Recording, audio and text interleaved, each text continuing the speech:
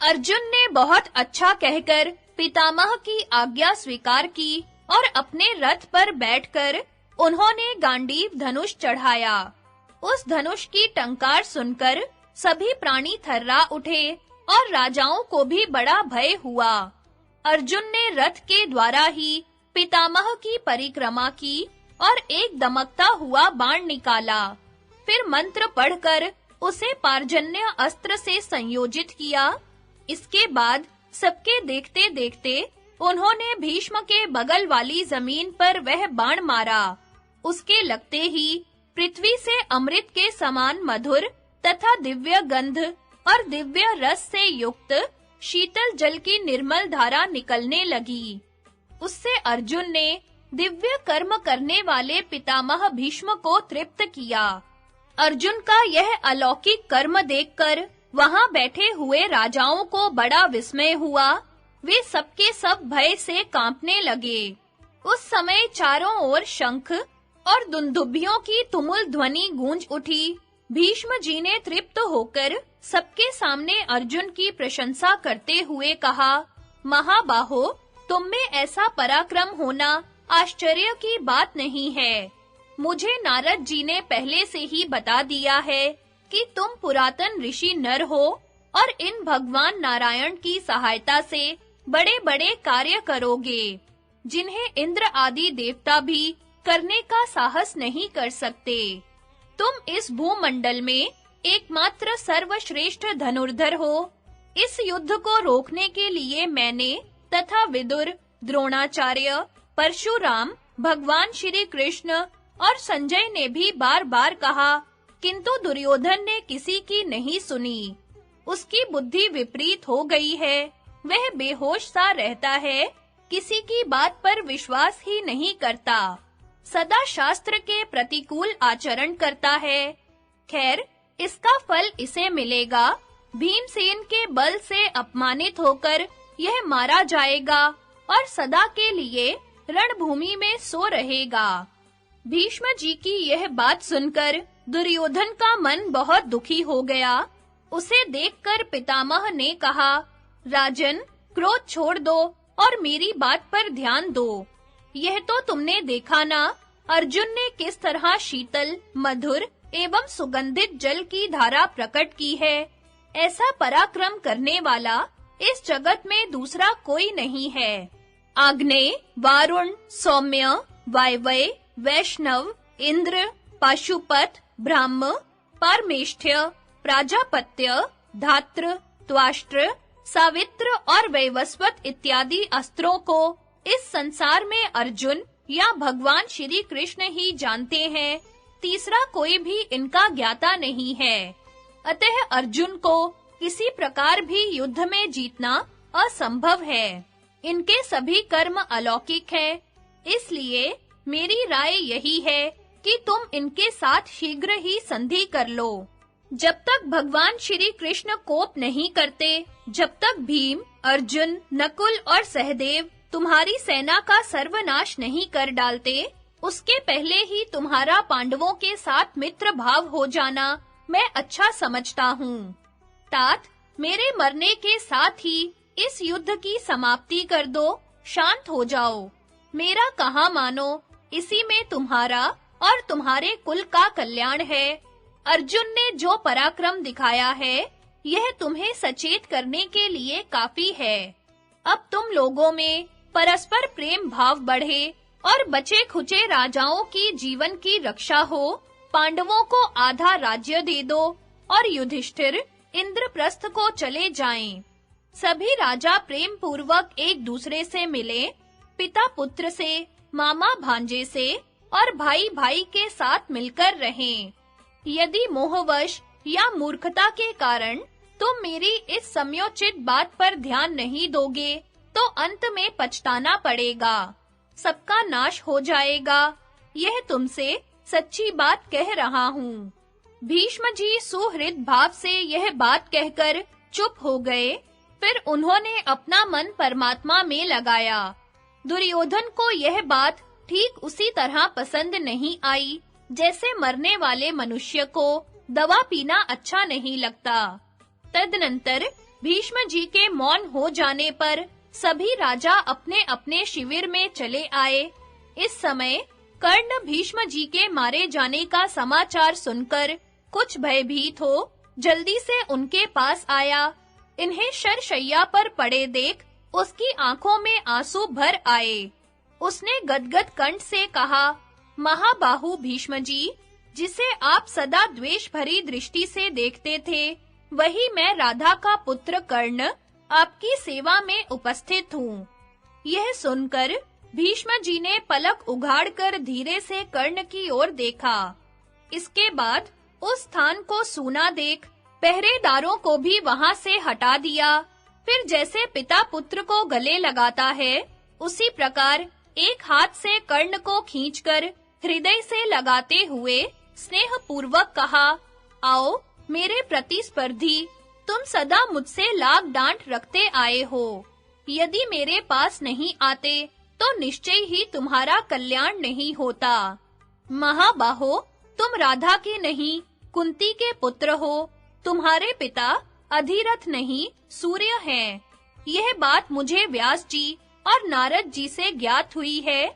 यह बिल्कुल सच्ची बात है, इसमें तनिक भी संदेह नहीं है। तात, मैं सच कहता हूँ, तुमसे मेरा तनिक भी द्वेष नहीं है। तुम अकारण ही पांडवों पर आक्षेप करते थे, अतः तुम्हारा दुस्साहस दूर करने के लिए ही मैं कठोर वचन कहता था। नीच पुरुषों का संग करने से तुम्हारी बुद्धि गुणवानों से भी द्वेष करने लगी है। इस कारण से ही कौरवों की सभा में मैंने तुम्हें अनेकों बार कटु वचन सुनाए हैं। मैं जानता हूँ, युद्ध में तुम्हारा पराक्रम शत्रुओं के लिए असह्य है।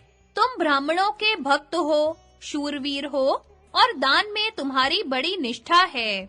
मनुष्यों में तुम्हारे समान गुणवान कोई नहीं है। बाण मारने में, अस्त्रों का संधान करने में, हाथ की फुर्ती में और अस्त्र बल में तुम अर्जुन और श्री कृष्ण के समान हो। तुम धैर्य के साथ युद्ध करते हो, तेज और बल में देवता के तुल्य हो। युद्ध में तुम्हारा पराक्रम मनुष्यों से अधिक है। पूर्व काल में तुम्हारे प्रति जो मेरा क्रोध था, उसे मैंने दूर कर दिया है। अब मुझे निश्चय हो गया है कि पुरुषार्थ से देव के विधान को नहीं पलटा जा सकता। पांडव तुम्हारे सहोदर भाई हैं। यदि तुम मेरा प्रिय करना चाहो, तो उनके साथ मेल कर लो। मेरे ही साथ इस वैर का अंत हो जाए और भूमंडल के सभी राजा आज से सुखी हों। कर्ण ने कहा, महाबाहो, आपने जो कहा कि मैं सूत पुत्र नहीं, कुंती का पुत्र हूँ, यह मुझे भी मालूम है। किंतु कुंती ने तो मुझे त्याग दिया और सूत ने मेरा पालन पोषण किया है। आज तक दुर्योधन का ऐश्वर्य भोगता रहा हूँ। अब उसे हराम करने का साहस मुझ में नहीं है। जैसे वसुदेव नंदन श्री कृष्ण पांडवों की सहायता में दृढ़ हैं, उसी प्रकार मैंने भी दुर्योधन के लिए अपने शरीर, धन, स्त्री, पुत्र और यश को निछावर कर दिया है। जो बात अवश्य होने वाली है, उसको पलटा नहीं जा सकता। पुरुषार्थ से देव के विधान को कौन मिटा सकता है? आपको भी तो पृथ्वी के नाश की सूचना देने वाले अपशकुन ज्ञात हुए थे, जिन्हें आपने सभा में बताया था। मैं भी पांडवों और भगवान श्री कृष्ण का प्रभाव जानता हूँ। ये मनुष्यों के लिए अजेय है, तो भी मेरे मन में यह विश्वास है कि मैं पांडवों को रण में जीत लूंगा। यह वैर बहुत बढ़ गया है, अब इसका छूटना कठिन है। इसलिए मैं अपने धर्म में स्थित रहकर प्रसन्नता पूर्वक अर्जुन से युद्ध करूंगा। युद्ध करने के लिए मैंने निश्चय कर लिया है। अब आप आज्ञा दें। आपकी आज्ञा लेकर ही युद्ध करने का मेरा विचार है। आज तक अपनी चपलता के कारण मैंने जो कुछ कटु वचन कहा हो या प्रतिकूल आचरण किया हो, उसे आप क्षमा करें। भीष्म जी बोले, कर्ण, यदि यह दारुण वैर मिट नहीं सकता, तो मैं तुम्हें युद्ध के लिए आज्ञा देता हूँ। तुम स्वर्ग की कामना से ही युद्ध करो। क्रोध और डाह छोड़कर अपनी शक्ति और उत्साह के अनुसार रण में पराक्रम दिखाओ। सदा सत्पुरुषों के आचरण का पालन करो। अर्जुन से युद्ध करके तुम क्षत्रिय धर्म से प्राप्त होने वाले लोकों में जाओगे। अहंकार त्याग कर अपने बल और पराक्रम का भरोसा रखकर युद्ध करो। क्षत्रिय के लिए धर्मयुक्त युद्ध से बढ़कर दूसरा कोई कल्याण का साधन नहीं है। कर्ण, मैंने शांति के लिए महान प्रयत्न किया है, किंतु इसमें सफल न हो सका। यह मैं तुमसे सच कह रहा हूँ। राजन, भीष्म जी ने जब ऐसा कहा तो कर्ण ने उन्हें प्रणाम किया और उनकी आज्ञा ले रथ पर बैठकर आपके पुत्र दुर्योधन के पास चला गया। महाभारत द्रोण पर्व, कर्ण का युद्ध के लिए तैयार होना तथा द्रोणाचार्य का सेनापति के पद पर अभिषेक। नारायणं नमस्कृत्य नरं चैव नरोत्तमं देवी सरस्वतीं व्यासं ततो जयमुदीरयेत्। अंतर्यामी नारायण स्वरूप भगवान श्री कृष्ण, उनके सखा नर रत्न अर्जुन, उनकी लीला प्रकट करने वाली भगवती सरस्वती और उसके वक्ता भगवान व्यास को नमस्कार करके आसुरी संपत्तियों का नाश करके अंतःकरण पर विजय प्राप्त कराने वाले महाभारत ग्रंथ का पाठ करना चाहिए। राजा जन्मेजय ने पूछा, ब्राह्मण, पितामह भीष्म को पांचाल राजकुमार शिखंडी के हाथ से मारा गया सुनकर राजा धृतराष्ट्र तथा उनके पुत्र दुर्योधन ने क्या किया, वह सब प्रसंग आप मुझे सुनाइए। वैशंपायन जी बोले, राजन, भीष्म जी की मृत्यु का समाचार सुनकर राजा धृतराष्ट्र एकदम चिंता और शोक में डूब गए। उनकी सारी शांति नष्ट हो गई। रात दिन उन्हें दुख का ही विचार रहने लगा। इतने में ही उनके पास विशुद्ध हृदय संजय आया। वह कौरवों की छावनी से रात में ही हस्तिनापुर पहुंचा था। उससे भीष्म जी की मृत्यु का विवरण सुनकर राजा धृतराष्ट्र को बड़ा ही खेद हुआ। वे आतुर होकर रोने लगे और फिर पूछा, तात, महात्मा भीष्म जी के लिए अत्यंत शोकातुर होकर फिर कौरवों ने क्या किया? वीर पांडवों की विशाल और विजयनी वाहिनी तो तीनों लोकों में अत्यंत भय उत्पन्न कर सकती है। अब भला दुर्योधन की सेना में ऐसा कौन महारथी है जिसकी उपस्थिति में ऐसा महान भय सामने आने पर भी वीरों का धैर्य बना रहे? संजय ने कहा, राजन, भीष्म जी के मारे जाने पर आपके पुत्रों ने क्या-क्या किया, यह आप ध्यान देकर सुनिए। उनका निधन होने पर कौरव और पांडव दोनों ही अलग विचार करने लगे। उन्होंने क्षात्र धर्म की निंदा करते हुए महात्मा भीष्म जी को प्रणाम किया। फिर उनकी रक्षा का प्रबंध कर आपस में उन्हीं की चर्चा करते रहे। तदनंतर पितामह की आज्ञा होने पर उनकी प्रदक्षिणा करके वे फिर आपस में युद्ध करने के लिए कमर कसकर चल दिए। थोड़ी ही देर में तुरही और भेरियों की ध्वनि के साथ आपके पुत्रों की और पांडवों की सेनाएं युद्ध करने के लिए निकल पड़ी। राजन, आपके पुत्र और आपकी नासमझी के कारण तथा भीष्म जी का वध हो जाने से अब कौरव और उनके पक्ष के सब राजा मृत्यु के समीप आ पहुंचे हैं। भीष्म जी को खोकर उन सभी को बड़ा शोक हुआ है। उनके न रहने से कौरवों की सेना भी अनाथ सी हो गई है। जिस प्रकार कोई आपत्ति आ पड़ने पर अपने बंधु की याद आने लगती है, उसी प्रकार अब कौरव वीरों का ध्यान कर्ण की ओर गया, क्योंकि वह भीष्म जी के समान ही गुणवान तथा समस्त शस्त्रधारियों में श्रेष्ठ और अग्नि के समान तेजस्वी था। कर्ण 2 रथियों के बराबर था, किंतु भीष्म जी ने बलवान और पराक्रमी रथियों की गणना करते समय उसे अर्धरथी ठहराया था। इसलिए 10 दिन तक, जब तक कि पितामह ने युद्ध किया, महायशस्वी कर्ण ने संग्राम भूमि में पैर नहीं रखा था।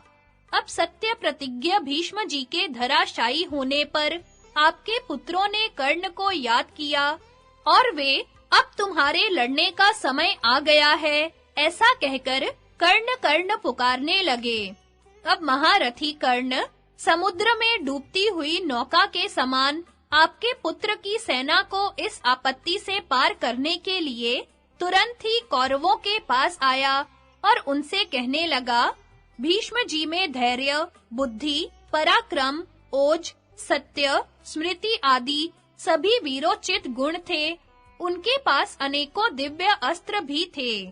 साथ ही नम्रता, लज्जा, मधुर भाषण और सरलता की भी उनमें कमी नहीं थी। वे दूसरों के उपकारों को याद रखने वाले और विप्र विद्वेषियों के विरोधी थे। उनके शांत हो जाने से तो मुझे सब वीरों का अंत हुआ सा ही दिखाई देता है। ऐसा कहकर तथा महाप्रतापी भीष्म जी के निधन और कौरवों की पराजय का विचार करके कर्ण को बड़ा ही खेद हुआ और वह आंखों में आंसू भरकर लंबे-लंबे सांस लेने लगा। कर्ण के ये वचन सुनकर आपके पुत्र और सैनिक लोग भी आपस में शोक प्रकट करने लगे और अत्यंत आतुर होकर आंखों से आंसू बहाते हुए ढाड़ मारकर रोने लगे। तब रथियों में श्रेष्ठ कर्ण ने अन्य महारथियों का उत्साह बढ़ाते हुए कहा, भीष्म जी के गिर जाने से कोई सेनापति न रहने के कारण कौरवों की सेना बहुत घबराई हुई है। शत्रुओं ने इसे निरुत्साह और अनाथ कर दिया है, किंतु अब मैं भीष्म जी की तरह ही इसकी रक्षा करूंगा। मैं अनुभव करता हूँ कि अब यह सारा भार मेरे ऊपर ही है। मैं रणभूमि में घूम-घूम कर अपने बाणों से पांडवों को यमराज के घर भेज दूंगा और सारे संसार में अपना महान यश प्रकट करके रहूंगा, अथवा शत्रुओं के हाथ से मरकर पृथ्वी पर शयन करूंगा।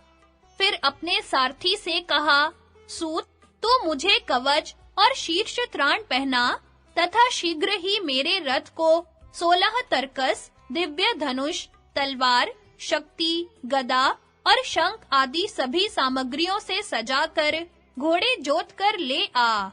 संजय कहता है, राजन, ऐसा कहकर कर्ण युद्ध की सामग्री से भरे हुए ध्वजा पताकाओं से सुशोभित एक सुंदर रथ पर चढ़कर विजय प्राप्त करने के लिए चला और सबसे पहले शरशैया पर पौढ़े हुए अतुलित तेजस्वी महात्मा भीष्म जी के पास पहुंचा। उन्हें देखकर कर्ण व्याकुल हो गया। उसने रथ से उतरकर हाथ जोड़कर भीष्म जी को प्रणाम किया, फिर नेत्रों में जल भरकर लड़खड़ाती जबान से कहा, भरत श्रेष्ठ, मैं कर्ण हूँ, आपका कल्याण हो। आप अपनी पवित्र दृष्टि से मेरी ओर निहारिए और अपने मंगलमय शब्दों से मुझे अनुग्रहित कीजिए। मुझे धन संग्रह, मंत्रणा, व्यूह रचना और शस्त्र संचालन में आपके समान कौरवों में और कोई दिखाई नहीं देता। आपके सिवा ऐसा और कौन है जो अर्जुन के साथ लोहा ले सके? बड़े-बड़े बुद्धिमानों का यही कथन है कि अर्जुन के पास अनेकों दिव्य अस्त्र हैं और वह निवात कवच आदि अमानवों से तथा स्वयं महादेव जी से भी युद्ध कर चुका है। साथ ही उसने भगवान शंकर से अजितेंद्रिय पुरुषों के लिए दुर्लभ वर भी प्राप्त किया है। तो भी आपकी आज्ञा होने पर तो मैं आज ही अपने पराक्रम से उसे नष्ट कर सकता हूँ।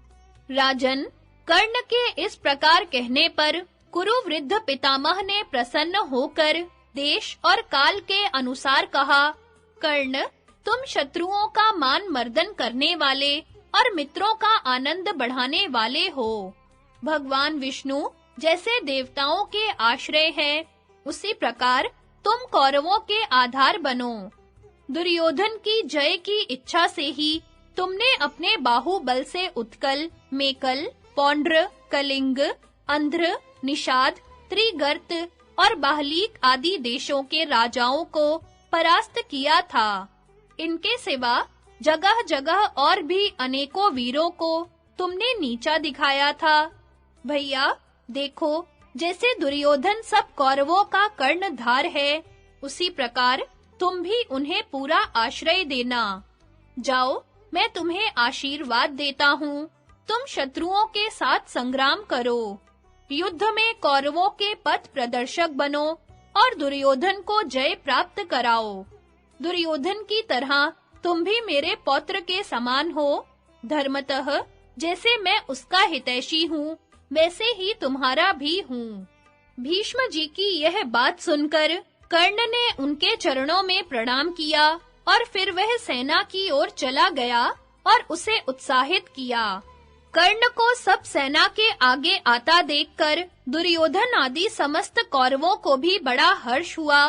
वे ताल ठोंककर, उछल-उछलकर, सिंहनाद करके और तरह-तरह से धनुषों की टंकार करके कर्ण का स्वागत करने लगे। फिर उससे दुर्योधन ने कहा, कर्ण, अब तुम हमारी सेना के रक्षक हो, इसलिए मैं इसे सनात समझता हूँ। तुम इस बात का निर्णय करो कि क्या करने से हमारा हित हो सकता है। कर्ण ने कहा, राजन, आप तो बड़े बुद्धिमान हैं, आप अपना विचार कहिए, क्योंकि स्वयं राजा कर्तव्य का जैसा ठीक-ठीक निर्णय कर सकते हैं, वैसा कोई दूसरा पुरुष नहीं कर सकता। इसलिए हम आपकी ही बात सुनना चाहते हैं। दुर्योधन ने कहा, पहले आयु, बल और विद्या में बढ़े चढ़े पितामह भीष्म हमारे सेनापति थे। उन्होंने सब योद्धाओं को साथ रखते हुए शत्रुओं का संहार किया और भीषण युद्ध करते हुए 10 दिन तक हमारी रक्षा की। अब वे तो स्वर्गवास की तैयारी में हैं, अतः उनके स्थान पर तुम्हारे विचार से किसे सेनापति बनाना उचित होगा। नायक के बिना तो सेना एक मुहूर्त भी नहीं ठहर सकती। जिस प्रकार बिना मल्लाह की नौका और बिना सारथी का रथ चाहे जिधर चलने लगते हैं, उसी प्रकार बिना सेनापति की सेना बेकाबू हो जाती है। इसलिए मेरे पक्ष के सब वीरों पर दृष्टि डालकर तुम यह निश्चय करो कि भीष्म जी के बाद कौन उपयुक्त सेनापति होगा। इस पद के लिए तुम जिसे कहोगे, उसी को हम सहर्ष अपना सेनापति बनाएंगे। कर्ण बोला, यहाँ जितने राजा लोग उपस्थित हैं, वे सभी बड़े महानुभाव हैं और निस्संदेह इस पद के योग्य हैं। ये सभी कुलीन, गठीले शरीर वाले, युद्ध कला में कुशल तथा बल, पराक्रम और बुद्धि से संपन्न हैं। सभी शास्त्रज्ञ, बुद्धिमान और युद्ध में पीठ न दिखाने वाले हैं, किंतु एक साथ सभी को तो सेना नायक बनाया नहीं जा सकता। इसलिए जिस एक में सबसे अधिक गुण हो, उसी को इस पद पर नियुक्त करना चाहिए। मेरे विचार से तो समस्त शस्त्रधारियों में श्रेष्ठ आचार्य द्रोण को ही सेनापति बनाना उचित है, क्योंकि ये सभी योद्धाओं के आचार्य और गुरु हैं तथा वयोवृद्ध भी हैं। ये साक्षात शुक्राचार्य और बृहस्पति जी के समान हैं तथा इन्हें कोई परास्त भी नहीं कर सकता। अतः इनके रहते और कौन हमारा सेनापति हो सकता है। आपके ये गुरुदेव सभी सेना नायकों में, सभी शस्त्रधारियों में और सभी बुद्धिमानों में सर्वश्रेष्ठ हैं। इसलिए जिस प्रकार देवताओं ने स्वामी कार्तिकेय जी को अपना सेनाध्यक्ष बनाया था, उसी प्रकार आप इन्हें अपना सेनापति बनाइए। कर्ण की यह बात सुनकर दुर्योधन ने सेना के बीच में खड़े हुए आचार्य द्रोण के पास जाकर कहा, भगवन, वर्ण, कुल, उत्पत्ति, विद्या, आयु, बुद्धि, पराक्रम, युद्ध कौशल, अज्ञेयता, अर्थ ज्ञान, नीति, विजय, तपस्या और कृतज्ञता आदि सभी गुणों में आप सबसे बढ़े चढ़े हैं। आपके समान राजाओं में भी हमारा कोई रक्षक नहीं है। अतः इंद्र जिस प्रकार देवताओं की रक्षा करते हैं, उसी प्रकार आप हमारी रक्षा कीजिए। हम आपके नेतृत्व में ही शत्रुओं पर विजय करना चाहते हैं, अतः आप हमारे सेनापति बनने की कृपा करें। यदि आप हमारे सेनापति हो जाएंगे, तो हम अवश्य ही राजा युधिष्ठिर को उनके अनुयायी और बंधु बांधवों सहित इस प्रकार कहने पर उसे हर्षित करते हुए सब राजाओं ने द्रोणाचार्य का जय जयकार किया। वे सब द्रोणाचार्य का उत्साह बढ़ाने लगे। तब आचार्य ने दुर्योधन से कहा, राजन, मैं 6 अंग युक्त वेद, मनु जी का कहा हुआ अर्थशास्त्र, भगवान शंकर की दी हुई बाण विद्या और कई प्रकार के अस्त्र शस्त्र जानता हूँ। तुमने विजय की अभिलाषा से मुझ में जो गुण बताए हैं, उन सभी को निभाता हुआ मैं पांडवों के साथ संग्राम करूंगा। किंतु मैं द्रुपद पुत्र धृष्टद्युम्न का वध किसी प्रकार नहीं कर सकूंगा, क्योंकि उसकी उत्पत्ति तो मेरे वध के लिए ही हुई है। राजन, इस प्रकार आचार्य की अनुमति मिलने पर आपके पुत्र दुर्योधन ने उन्हें विधि पूर्वक सेनापति के पद पर अभिषिक्त किया। उस समय बाजों के घोष और शंखों की ध्वनि से सब लोगों ने हर्ष प्रकट किया तथा पुण्याह वाचन, स्वस्ति वाचन, सूत और मागधों के स्तुति गान और ब्राह्मणों के जय जयकार से आचार्य का सम्मान किया गया। द्रोण के सेनापति होने से सब लोग यही समझने लगे कि अब हमने पांडवों को जीत लिया। द्रोणाचार्य की प्रतिज्ञा तथा उनका पहले दिन का युद्ध। संजय ने कहा, राजन, सेनापति का अधिकार प्राप्त करके महारथी द्रोण अपनी सेना का व्यूह रचना कर आपके पुत्रों के सहित युद्ध क्षेत्र को चले। उनकी दाहिनी ओर सिंधु राज जयद्रथ, कलिंग नरेश और आपका पुत्र विकर्ण चल रहे थे। उनकी रक्षा के लिए गंधार देश के घुड़सवार सेना के सहित शकुनी उनके पीछे था। बाईं ओर कृपाचार्य, कृतवर्मा, चित्रसेन, विविंशति और दुशासन आदि वीर थे। उनकी रक्षा का भार सुदक्षिण आदि काम्बोज वीरों पर था। उन्हीं के साथ शक और यवन सेना भी चल रही थी। मद, त्रिगर्त, अंबष्ठ, मालव, शिबी, शूरसेन, शूद्र, मलद, 100 वीर, कितव तथा पूर्वी, पश्चिमी, उत्तरी और दक्षिणी देशों के सभी योद्धा आपके पुत्रों के सहित दुर्योधन और कर्ण के पीछे-पीछे चल रहे थे। वे सब अपनी-अपनी सेनाओं के बल और उत्साह को बढ़ाते जाते थे। समस्त योद्धाओं में श्रेष्ठ कर्ण सेना में शक्ति का संचार करता हुआ सबके आगे चल रहा था। आज कर्ण को देखकर किसी को भीष्म जी का अभाव भी नहीं खलता था। सबके मुंह पर यही बात थी कि आज कर्ण को सामने देखकर पांडव लोग रण क्षेत्र में नहीं ठहर सकेंगे। अजी, कर्ण तो देवताओं के सहित स्वयं इंद्र को भी जीत सकते हैं। फिर इन बल पराक्रमहीन पांडवों की तो बात ही क्या है। भीष्म जी भी थे तो बहुत पराक्रमी, परंतु वे पांडवों को बचाते रहते थे। सो अब कर्ण उन्हें अपने तीखे बाणों से तहस-नहस कर देंगे। राजन, इस प्रकार वे सब सैनिक कर्ण की प्रशंसा करते और मन ही मन उसे आदर देते चल रहे थे। रण क्षेत्र में पहुंचकर आचार्य ने अपनी सेना का शकट व्यूह बनाया। इधर धर्मराज ने पांडव सेना का क्रौंच व्यूह बना रखा था। उस व्यूह के मुख स्थान पर पुरुष श्रेष्ठ श्री कृष्ण और अर्जुन खड़े हुए अपनी वानर के चिन्ह वाली ध्वजा फहरा रहे थे। इधर आपकी सेना के मुहाने पर कर्ण था। कर्ण और अर्जुन दोनों ही एक दूसरे पर विजय पाने के लिए उतावले हो रहे थे और दोनों ही एक दूसरे के प्राणों के ग्राहक थे। इसलिए दोनों ही की एक दूसरे पर टकटकी लगी हुई थी। इसी समय यकायक महारथी द्रोण आगे बढ़े और सारी सेना के बीच में आपके पुत्र से कहने लगे, राजन, तुमने भीष्म जी के बाद मुझे सेनापति के पद पर प्रतिष्ठित किया है, सो मैं तुम्हें उसके अनुरूप फल देना चाहता हूँ। बताओ, मैं तुम्हारा क्या काम करूं? तुम्हारी जो इच्छा हो, मुझसे वही वर मांग लो। इस पर राजा दुर्योधन ने कर्ण और दुशासन आदि से सलाह करके आचार्य से कहा, यदि आप मुझे वर देना चाहते हैं, तो महारथी युधिष्ठिर को जीवित पकड़कर मेरे पास ले आइए। यह सुनकर आचार्य ने कहा, तुम कुंती नंदन युधिष्ठिर को कैद करना ही चाहते हो। उनका वध कराने के लिए तुमने वर नहीं मांगा, इसलिए वे धन्य हैं। किंतु दुर्योधन, तुम्हें उनको मरवा डालने की इच्छा क्यों नहीं है?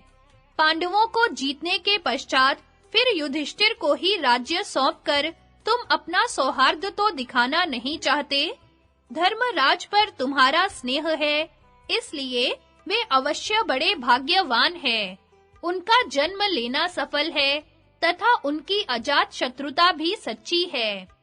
राजन, आचार्य के ऐसा कहते ही आपके पुत्र के हृदय में जो भाव सदा बना रहता था, वह सहसा बाहर प्रकट हो गया।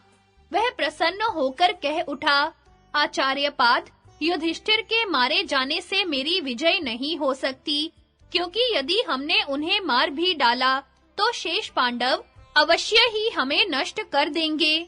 सब पांडवों को तो देवता भी नहीं मार सकते, इसलिए उनमें से जो भी बचा रहेगा, वही हमारा अंत कर देगा। यदि सत्य प्रतिज्ञ युधिष्ठिर मेरे काबू में आ गए, तो मैं उन्हें फिर जुए में जीत लूंगा और उनके अनुयायी पांडव लोग भी फिर वन में चले जाएंगे। इस तरह स्पष्ट ही बहुत दिनों के लिए मेरी जीत हो जाएगी। इसी से मैं धर्मराज का वध किसी भी अवस्था में नहीं करना चाहता। द्रोणाचार्य बड़े व्यवहार कुशल थे। वे दुर्योधन का कूट अभिप्राय ताड़ गए, इसलिए उन्होंने उसे एक शर्त के साथ वर देते हुए कहा, यदि वीर अर्जुन ने युधिष्ठिर की रक्षा न की, तो तुम युधिष्ठिर को अपने काबू में आया हुआ ही समझो।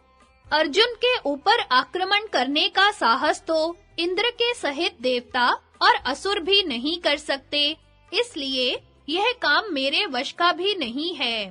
इसमें संदेह नहीं कि वह मेरा शिष्य है और उसने मुझसे ही अस्त्र विद्या सीखी है, तथापि वह युवा है और पुण्यशील भी है।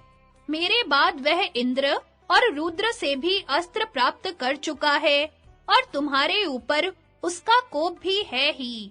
इसलिए उसकी उपस्थिति में मैं यह काम नहीं कर सकूंगा। अतः जैसे बने वैसे ही तुम उसे युद्ध क्षेत्र से दूर ले जाना। बस अर्जुन के जाने पर तो धर्मराज तुम्हारे हाथ में ही है। अर्जुन के दूर चले जाने पर यदि धर्मराज एक मुहूर्त भी मेरे सामने डटे रहे, तो मैं निस्संदेह उन्हें अपने वश में कर लूंगा। राजन, द्रोणाचार्य के इस प्रकार शर्त के साथ प्रतिज्ञा करने पर भी आपके मूर्ख पुत्रों ने युधिष्ठिर को कैद किया हुआ ही समझा। दुर्योधन यह जानता था कि द्रोणाचार्य पांडवों पर प्रेम रखते हैं, इसलिए उनकी प्रतिज्ञा को स्थायी बनाने के लिए उसने वह बात सेना के सभी पांडवों में घोषित करा दी। सैनिकों ने जब सुना कि आचार्य ने राजा युधिष्ठिर को कैद करने की प्रतिज्ञा की है, तो वे सिंहनाद करते हुए ताल ठोकने लगे। अपने विश्वास पात्र गुप्तचरों से द्रोण की इस प्रतिज्ञा का समाचार पाकर धर्मराज युधिष्ठिर ने सब भाइयों को और दूसरे राजाओं को भी बुलाया। फिर अर्जुन से कहा, पुरुष सिंह, आचार्य जो कुछ करना चाहते हैं वह तुमने सुना। अब किसी ऐसी नीति से काम लो जिसमें उनका विचार सफल ना हो। उन्होंने एक शर्त के साथ प्रतिज्ञा की है और उस शर्त का संबंध तुम ही से है।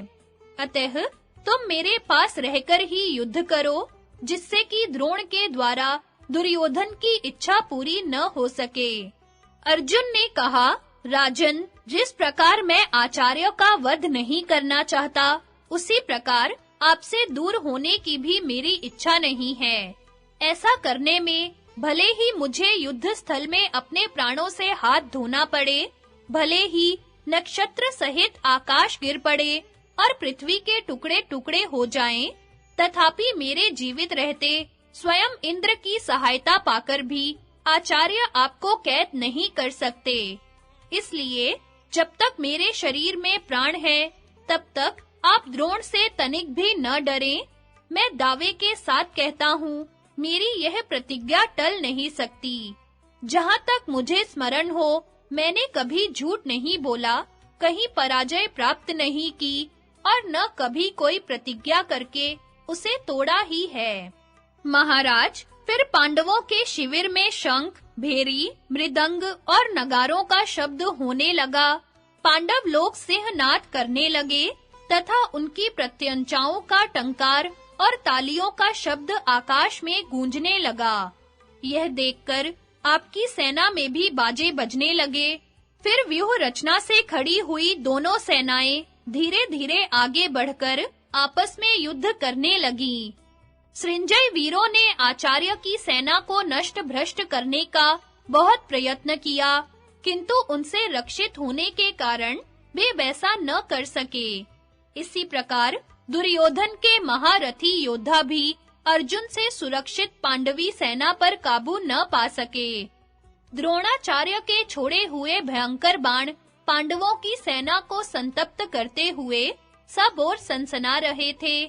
इस समय उनमें से किसी भी वीर की दृष्टि आचार्य पर ठहर नहीं पाती थी। इस प्रकार पांडवों की सेना को मूर्छित सी करके वे अपने पैने बाणों से धृष्टद्युम्न की सेना को कुचलने लगे। उनके छोड़े हुए बाण अनेकों रथियों, घुड़सवारों, गजारोहियों और पैदलों का सफाया कर रहे थे। इससे शत्रुओं को बहुत भय होने लगा। आचार्य ने घूम-घूम कर सेना को घबराहट में डाल दिया और उनके भय को चौगुना कर दिया। इस समय युद्ध भूमि में रक्त की भीषण नदी बहने लगी, जो सैकड़ों वीरों को यमराज के घर ले जा रही थी और जिसे देखकर कायरों के दिल दहल जाते थे। अब आचार्य द्रोण पर सब ओर से युधिष्ठिर आदि महारथी टूट पड़े, परंतु आपके पराक्रमी वीरों ने उन्हें चारों ओर से घेर लिया। बस बड़ा ही रोमांचकारी युद्ध छिड़ गया। महामायावी शकुनी ने सहदेव पर धावा किया और अपने पैने बाणों से उसके सारथी, ध्वजा और रथ को बींध दिया।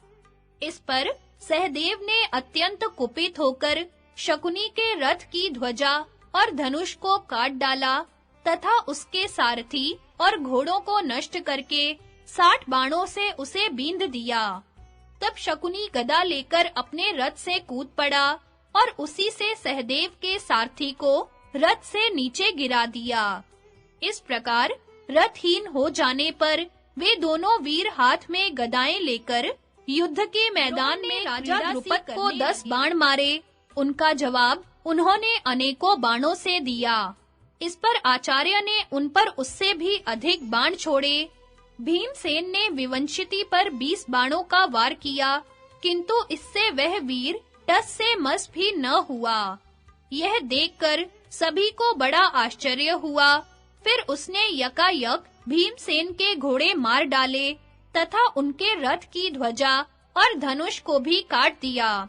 इससे सभी सेना वाह-वाह करने लगी। भीमसेन शत्रु का ऐसा पराक्रम सहन न कर सके, इसलिए उन्होंने अपनी गदा से उसके सब घोड़े मार डाले। दूसरी ओर शल्य ने हंसते हुए अपने प्यारे भांजे नकुल को बींधना आरंभ किया। प्रतापी नकुल ने बात की बात में शल्य के घोड़े, छत्र, ध्वजा, सूत और धनुष को नष्ट कर डाला और फिर अपना शंख बजाया।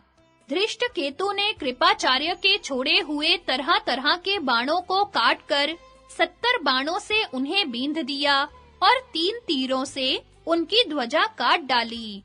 तब कृपाचार्य ने बड़ी बाण वर्षा करके धृष्टकेतु को रोका और उसे अत्यंत घायल कर दिया। सात्यकी ने अपने तीखे तीरों से कृतवर्मा की छाती पर वार किया और फिर हंसते-हंसते 70 बाणों से उसे घायल कर दिया।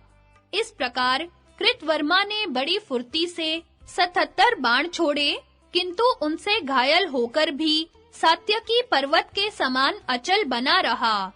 राजा द्रुपद भगदत्त से भिड़ गए। उनका बड़ा ही अद्भुत युद्ध हुआ। भगदत्त ने राजा द्रुपद को उनके सारथी के सहित बींध डाला तथा उनके रथ और उसकी ध्वजा में भी बाण मारे। इस पर द्रुपद ने कुपित होकर भगदत्त की छाती में बाण मारा। दूसरी ओर भूरिश्रवा और शिखंडी बड़ा भीषण युद्ध कर रहे थे। महाबली भूरिश्रवा ने बाणों की भारी बौछारों से महारथी शिखंडी को आच्छादित कर दिया। इस पर शिखंडी ने कुपित होकर 90 बाणों से भूरिश्रवा को अपने स्थान से डिगा दिया। क्रूर कर्मा राक्षस घटोत्कच और अलम्बुश दोनों ही सैकड़ों प्रकार की मायाएं जानने वाले थे और अभिमानी होने के कारण एक दूसरे को नीचा दिखाने पर तुले हुए थे। वे सबको आश्चर्यचकित करके अंतर्धान होकर युद्ध करने लगे। इसी प्रकार चेकीतान और अनुविंद का तथा क्षत्रदेव और लक्ष्मण का भी संग्राम होने लगा। इसी समय पौरव गर्जना करता हुआ अभिमन्यु की ओर दौड़ा। दोनों का बड़ा घोर युद्ध छिड़ गया। पौरव ने बाणों की वर्षा से अभिमन्यु को बिल्कुल ढक दिया। तब अभिमन्यु ने उसके ध्वजा, छत्र और धनुष काटकर पृथ्वी पर गिरा दिए। फिर 7 बाणों से उसने पौरव को और 5 से उसके सारथी तथा घोड़ों को घायल कर दिया। इसके बाद वह ढाल तलवार लेकर पौरव के रथ के जुए पर कूद पड़ा और वहीं से उसके बाल पकड़ लिए। फिर एक लात से सारथी को रथ से गिरा दिया और तलवार से ध्वजा उड़ा दी तथा पौरव को बाल पकड़कर झकोरने लगा। जयद्रथ से पौरव की यह दुर्दशा नहीं देखी गई, इसलिए वह ढाल तलवार लेकर अपने रथ से कूद पड़ा। जयद्रथ को आते देखकर अभिमन्यु ने पौरव को छोड़ दिया और बास की तरह तुरंत ही रथ से उछलकर उसके सामने आ गया। जयद्रथ ने उस पर प्रास, पट्टिश और तलवार आदि कई प्रकार के शस्त्रों की वर्षा की, किंतु अभिमन्यु ने उन सबको तलवार से ही काट डाला और ढाल से रोक दिया। उन दोनों वीरों की फुर्ती देखने लायक थी। उनकी तलवारों के चलाने, टकराने, रोकने तथा बाहर या भीतर की ओर घुमाने में कोई अंतर ही नहीं जान पड़ता था। दोनों ही वीर भीतर और बाहर की ओर घूमते हुए युद्ध के अद्भुत पैंतरे दिखा रहे थे। इतने में ही अभिमन्यु की ढाल से लगकर जयद्रथ की तलवार टूट गई। इसलिए वह तुरंत ही अपने रथ पर चढ़ गया। इसी समय अवकाश पाकर अभिमन्यु भी अपने रथ पर जा बैठा। अभिमन्यु को रथ पर चढ़ा देखकर कौरव पक्ष के सब राजाओं ने मिलकर उसे घेर लिया। अतः उसने जयद्रथ को छोड़कर अब सभी सेना को संतप्त करना आरंभ किया। इसी समय शल्य ने उस पर एक अग्नि शिखा के समान देदीप्यमान भयंकर शक्ति छोड़ी। अभिमन्यु ने उछलकर उसे बीच में ही पकड़ लिया और उसी शक्ति को अपने पूरे बाहुबल से शल्य की ओर छोड़ा। उसने राजा शल्य के सारथी को मारकर रथ से नीचे गिरा दिया। यह देखकर राजा विराट, द्रुपद, धृष्टकेतु, युधिष्ठिर, सात्यकी, कैकेयी राजकुमार, भीमसेन, धृष्टद्युम्न, शिखंडी, नकुल, सहदेव और द्रौपदी के पुत्रों ने वाह-वाह की ध्वनि से आकाश को गुंजा दिया तथा वे अभिमन्यु का हर्ष बढ़ाते हुए जोर-जोर से सिंहनाद करने लगे। सारथी को मरा हुआ देखकर राजा शल्य ने लोहे की ठोस गदा उठाई और क्रोध से गर्जना करते हुए वे रथ से कूद पड़े। उन्हें दंडधर यमराज के समान अभिमन्यु की ओर झपटते देख तुरंत ही भीमसेन अपनी भारी गदा लिए उनके सामने आ गए।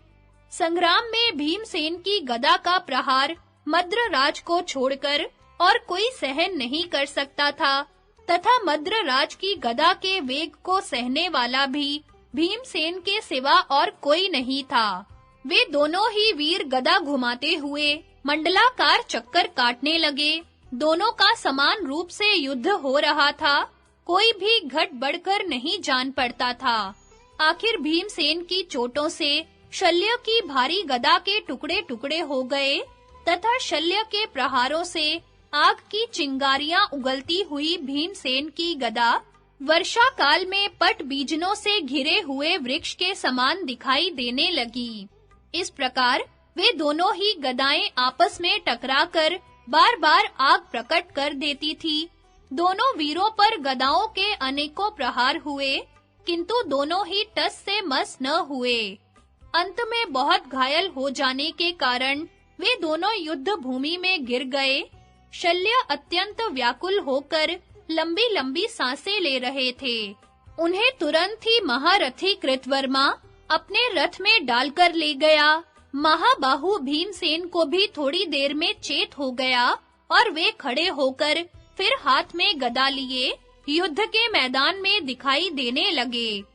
मद्रराज को युद्ध के मैदान से बाहर गया देखकर आपके पुत्र अपनी चतुरंगिणी सेना के सहित थर्रा उठे तथा विजयी पांडवों से पीड़ित होकर भय से इधर-उधर भाग गए।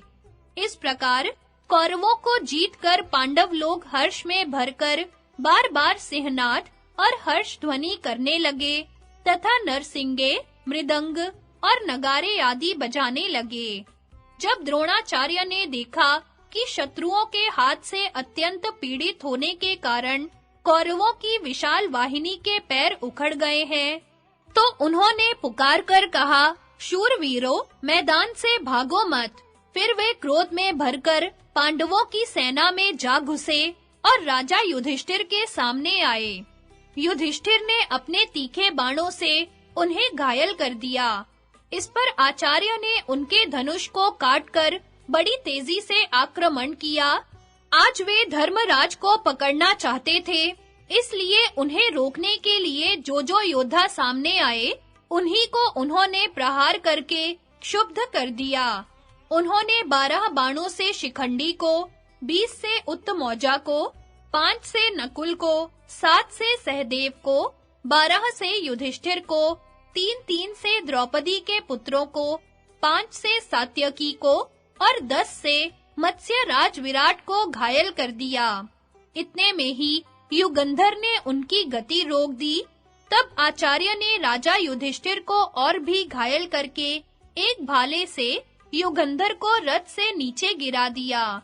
इसी समय धर्मराज को बचाने के लिए राजा विराट, द्रुपद, कैकेयी राजकुमार, सात्यकी, शिबी, व्याघ्रदत्त और सिंहसेन, इन सब वीरों ने बहुत से बाण बरसाकर आचार्य का रास्ता रोक दिया। पंचाल देशीय व्याघ्रदत्त ने 50 बाण मारकर द्रोण को घायल कर दिया। इससे लोगों में बड़ा कोलाहल होने लगा। सिंहसेन ने भी आचार्य को बाणों से बींध दिया और वह सब महारथियों को भयभीत करके स्वयं हर्ष से अट्ठास करने लगा। किंतु द्रोणाचार्य ने क्रोध में भरकर 2 बाणों से इन दोनों वीरों के सिर उड़ा दिए तथा अन्य महारथियों को बाण जाल से आच्छादित कर मृत्यु के समान युधिष्ठिर के सामने जाकर डट गए। आचार्य का ऐसा पराक्रम देखकर सब सैनिक यही कहने लगे कि ये इसी समय युधिष्ठिर को पकड़कर हमारे महाराज को सौंप देंगे। जिस समय आपके सैनिक इस प्रकार चर्चा कर रहे थे, उसी समय अर्जुन बड़ी तेजी से अपने रथ के शब्द द्वारा सब दिशाओं को गुंजाते हुए वहां आ पहुंचे। उन्होंने युद्ध के मैदान में खून की नदी बहा दी, जिसमें रथ भंवर के समान जान पड़ते थे तथा जो शूरवीरों की हड्डियों से भरी हुई शव रूप किनारों को बहा ले जाने वाली, बाण समूह रूप पेन से व्याप्त तथा प्रास रूप मछलियों से भरी हुई थी, उस नदी को पार कर उन्होंने कौरव वीरों को युद्ध के मैदान से भगा दिया और फिर अपनी घनघोर बाण वर्षा से शत्रुओं को अचेत करते हुए वे सहसा आचार्य द्रोणाचार्य के सामने आ गए। धनंजय की बाण वर्षा के कारण दिशाएं, अंतरिक्ष, आकाश और पृथ्वी कुछ भी दिखाई नहीं देता था, बस सब बाणमय से जान पड़ते थे। इतने में ही सूर्य अस्त हो गया और अंधकार फैलने लगा। इसलिए शत्रु, मित्र किसी का भी पता लगाना कठिन हो गया। यह देखकर द्रोणाचार्य और दुर्योधन ने अपनी सेना को युद्ध बंद करने की आज्ञा दी तथा अर्जुन ने भी अपनी सेना को शिविर की ओर मोड़ा।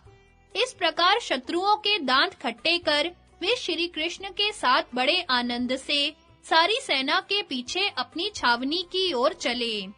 इस समय पांचाल और सृंजय वीर उनकी उसी प्रकार प्रशंसा कर रहे थे जैसे ऋषि लोग सूर्य वध के लिए संशप्तक वीरों की प्रतिज्ञा और अर्जुन का उनके साथ युद्ध।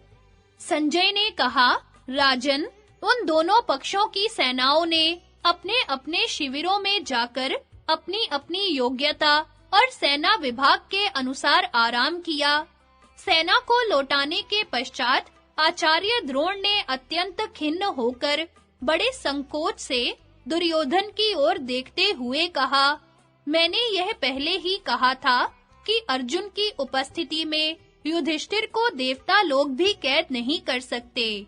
आज युद्ध में तुम लोगों के प्रयत्न करने पर भी अर्जुन ने यह बात करके दिखा दी। मैं जो कुछ कहता हूँ उसमें शंका मत करना। ये कृष्ण और अर्जुन तो अजेय हैं। यदि तुम किसी उपाय से अर्जुन को दूर ले जा सको तो महाराज युधिष्ठिर तुम्हारे काबू में आ सकते हैं। कोई वीर उसे युद्ध के लिए ललकार कर दूसरी ओर ले जाए तो वह उसे परास्त किए बिना कभी नहीं लौटेगा। इस बीच में अर्जुन के न रहने पर तो मैं धृष्टद्युम्न के सामने ही सारी सेना को हटाकर युधिष्ठिर को पकड़ लूंगा। अर्जुन के न रहने पर यदि युधिष्ठिर मुझे अपनी ओर आते देखकर युद्ध का मैदान छोड़कर भाग न गए तो उन्हें पकड़ा ही समझो। आचार्य की यह बात सुनकर त्रिगर्तराज और उसके भाइयों ने कहा, राजन, अर्जुन हमें हमेशा नीचा दिखाता रहता है। उन बातों को याद करके हम रात दिन क्रोध की ज्वाला में जला करते हैं। हमें रात में नींद तक नहीं आती। इसलिए यदि सौभाग्यवश वह हमारे सामने आ गया तो हम उसे अलग ले जाकर मार डालेंगे। हम आपसे सच्ची प्रतिज्ञा करके कहते हैं कि अब पृथ्वी में या तो अर्जुन ही नहीं रहेगा या त्रिगर्त ही नहीं होंगे। हमारे इस कथन में कोई फेरफार नहीं हो सकता। राजन, सत्यरथ, सत्यवर्मा, सत्यव्रत, सत्येषु और सत्यकर्मा, ये पांचों भाई ऐसी प्रतिज्ञा कर 10,000 रथी सैनिकों को लेकर वहां से चल दिए। इसी तरह 30,000 रथों के सहित मालव और तुंडीकेर वीर तथा 10,000 रथी और मावेलक, ललित एवं मद्रक वीरों को लेकर अपने भाइयों के सहित त्रिगर्त देशीय प्रस्थलेश्वर सुशर्मा भी रण क्षेत्र को चला। इसके बाद भिन्न-भिन्न देशों के 10,000 चुने हुए रथी भी शपथ करने के लिए आगे आए। उन्होंने अग्नि प्रज्वलित कर युद्ध करने का नियम लिया और फिर उस अग्नि को साक्षी करके दृढ़ निश्चय पूर्वक प्रतिज्ञा की। उन्होंने सब लोगों को सुनाते हुए उच्च स्वर से कहा, यदि हम संग्राम भूमि में अर्जुन को न मारकर उसके हाथ से पीड़ित होने पर पीठ दिखाकर लौट आवें तो व्रतहीन, ब्रह्मघाती, मध्यप, गुरु पत्नी से संसर्ग करने वाले, ब्राह्मण का धन चुराने वाले, राजा का अन्न हरने वाले, शरणागत की उपेक्षा करने वाले, याचक पर प्रहार करने वाले, घर में आग लगाने वाले, गौ हत्यारे, अपकारी, ब्राह्मण द्रोही, श्राद्ध के दिन भी मैथुन करने वाले, आत्मवंचक, धरोहर को हड़प जाने वाले, प्रतिज्ञा भंग करने वाले, नपुंसक से युद्ध करने वाले, नीच पुरुषों का अनुसरण करने वाले, नास्तिक, माता-पिता और अग्नियों को त्याग देने वाले तथा अनेकों प्रकार के पाप करने वाले पुरुषों को जो लोक मिलते हैं वे ही हमें भी प्राप्त हों। और यदि हम संग्राम भूमि में अर्जुन का वध रूप दुष्कर कर्म कर लें तो निसंदेह इष्ट लोक प्राप्त करें। राजन, ऐसा कहकर वे युद्ध के लिए अर्जुन को ललकारते हुए दक्षिण की ओर चल दिए। उन वीरों के पुकारने पर अर्जुन ने उसी समय धर्मराज युधिष्ठिर से कहा, महाराज, मेरा यह नियम है कि पुकारे जाने पर मैं पीछे कदम नहीं रखता और इस समय संशप्तक योद्धा मुझे युद्ध के लिए ललकार रहे हैं। देखिए, अपने भाइयों के सहित यह सुशर्मा मुझे युद्ध के लिए चुनौती दे रहा है। इसलिए आप मुझे सेना के सहित इसका संहार करने का आदेश दीजिए। मैं इनकी इस चुनौती को सह नहीं सकता। आप सच मानिए, ये सब मरने ही वाले हैं। युधिष्ठिर ने कहा, भैया, द्रोण ने जो प्रतिज्ञा की है, वह तुम सुन ही चुके हो। अब तुम वही उपाय करो, जिससे वह पूरी न होने पावे। द्रोणाचार्य बलवान और शूरवीर हैं। वे शस्त्र विद्या में भी पारंगत हैं, तथा युद्ध में परिश्रम को तो वे कुछ भी नहीं समझते। उन्होंने मुझे पकड़ने की प्रतिज्ञा की है। इस पर अर्जुन ने कहा, राजन, आज यह सत्यजित संग्राम में आपकी रक्षा करेगा। इस पांचाल राजकुमार के रहते आचार्य अपना मनोरथ पूर्ण नहीं कर सकेंगे। यह पुरुष सिंह युद्ध में काम आ जाए तो और सब वीरों के आसपास रहने पर भी आप संग्राम भूमि में किसी प्रकार न टिकें। तब महाराज युधिष्ठिर ने अर्जुन को जाने की आज्ञा दी, उन्हें गले लगाया और प्रेम भरी दृष्टि से देखकर आशीर्वाद दिया। इस प्रकार उनसे विदा होकर अर्जुन त्रिगर्तों की ओर चले। अर्जुन के चले जाने से दुर्योधन की सेना को बड़ा हर्ष हुआ और वह बड़े उत्साह से महाराज युधिष्ठिर को पकड़ने का उद्योग करने लगी। फिर वे दोनों सेनाएं वर्षा काल में उमड़ी हुई गंगा यमुना के समान बड़े वेग से आपस में भिड़ गईं। संक्षिप्तकों ने एक चौरस मैदान में अपने रथों को चंद्राकार खड़ा करके मोर्चा जमाया। जब उन्होंने अर्जुन को अपनी ओर आते देखा, तो वे हर्ष में भरकर बड़े ऊंचे स्वर से कोलाहल करने लगे। वह शब्द संपूर्ण दिशा विदिशा और आकाश में फैल गया। उन्हें अत्यंत आह्लादित देखकर अर्जुन ने कुछ मुस्कुराकर श्री कृष्ण से कहा, देवकी नंदन, आज इन मरणासन त्रिगर्त बंधुओं को तो देखिए, ये रोने के समय खुशी मनाने चले हैं। श्री कृष्ण से इतना कहकर महाबाहु अर्जुन त्रिगर्तों की व्यूहबद्ध सेना के समीप पहुंचे। वहां पहुंचकर उन्होंने अपना देवदत्त शंख बजाकर उसके गंभीर शब्द से सारी दिशाओं को गुंजा दिया।